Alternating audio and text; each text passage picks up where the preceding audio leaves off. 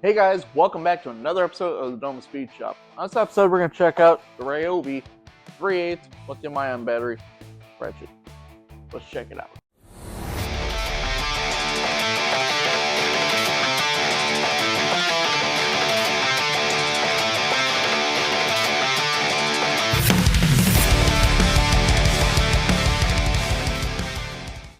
Hey guys, welcome back. So on this episode, we're going to check out this Ryobi 3/8 lithium-ion ratchet with a outrageously low torque setting. This guy is rated for applications of 10 pounds or less, and manual tightening power, torque tightening power of up to 50 foot-pounds. Pretty low, but we'll see how this looks. Now, this ratchet by no means is a new tool. I got this when Home Depot had a lot of their holiday sets on clearance, so I got this on the cheaper side. But opening it up here, we'll see how she looks. Comes with a 2-year warranty on the tool and battery, which is pretty nice. Comes with a little USB charger like they all do. There's your battery. What's cool about these batteries is you're actually charging them right up top here. That's kind of nice. First impressions of the tool. Feels good in the hand at least. Got your lock right here. You lock the tool. Got the same head design for the directional switch as, say, your Milwaukee 3/8.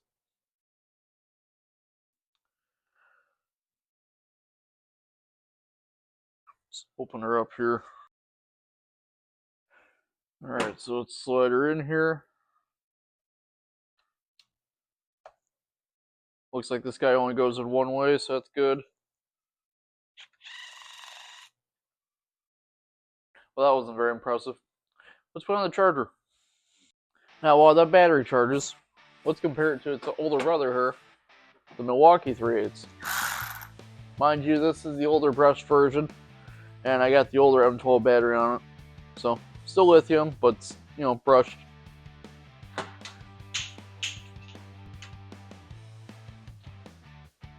And your Milwaukee's brushed as well. I mean, Ryobi wore some yellow, orange, magenta? No, definitely green. Ryobi tool.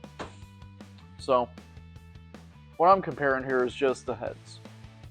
Since they're both TTI tools, sharing tools from the same company, definitely the same direction button there. Maybe anvil parts.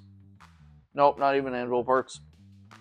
So, looks similar, not really. But for the money you pay for the Ryobi versus Milwaukee, you would hope these two aren't too close.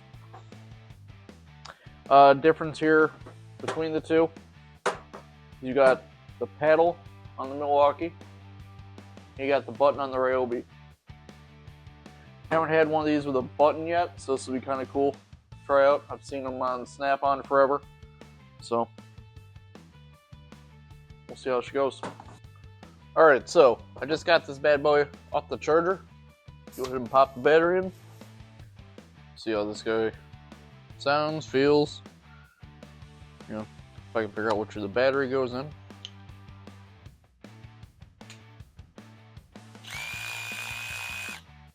What a powerhouse.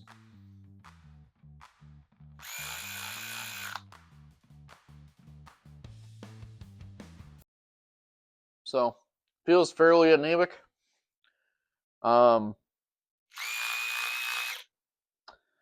Yeah, the 10 foot-pounds they say for the applicated force coming out of this, yeah, that'd probably be about right. So, I would not...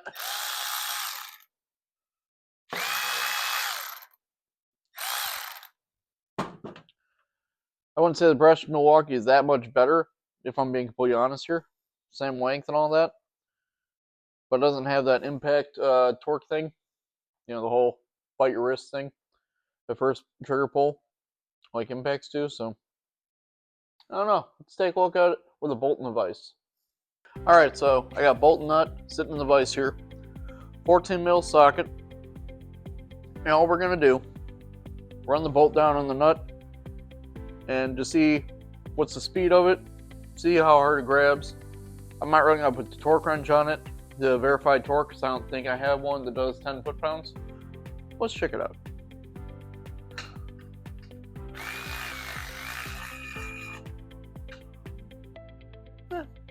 It's alright. See if it can break its own torque loose. And it cannot.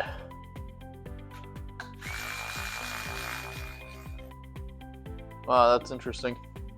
So we can go on, but can't break it off. That's tight.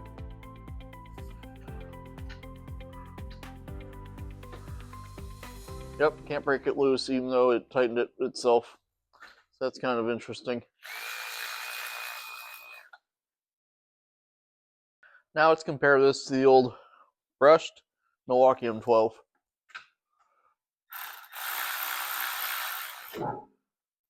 Milwaukee's not that much faster, if we're being honest here. But the Milwaukee has a little more torque to it, which can be expected. Alright, so now what I'm going to do, so I'm going to tighten this down with a ratchet. Just give it a little snug pull. We'll see if the Milwaukee can even break it loose from that. I mean, the Ryobi.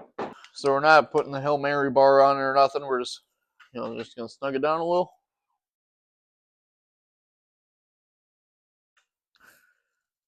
And let's see if the Ryobi can break it free like that, or if I need to persuade it a little.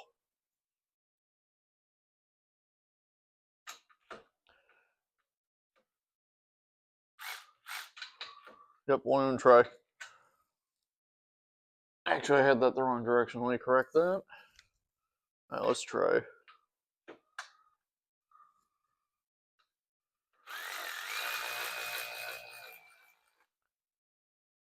So once again, won't break it loose, but you can persuade it a little.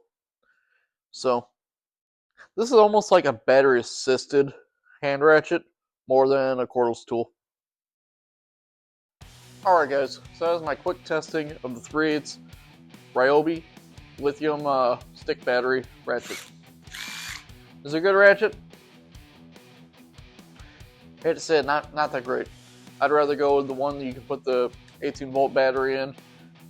But the downside of that is you'll lose your footprint. This kind of has the Milwaukee M12 footprint, really small, really narrow. I'm sure this guy would be great for assembling IKEA furniture. Aside from that, really don't know. Maybe under dash work. Like I said, it's pretty anemic. It doesn't have that much torque. You could probably just use this under dashes to break the bolt loose and, right back out. I don't know. But if you can get these cheap enough on sale or something, I don't know. Maybe a glove box, maybe your tool truck, toolbox, roadside, something just to run bolts off. If you really got a long bolt, I don't know. Would I buy it again? Yeah, probably, honestly. I don't know. Let me see what you guys think down in the comments. Don't forget to like, comment, subscribe. Remember, it doesn't cost anything to subscribe. All it does is let you know when I post the next video. This is Nick from the Dohm Speed Shop, and we'll see you next time.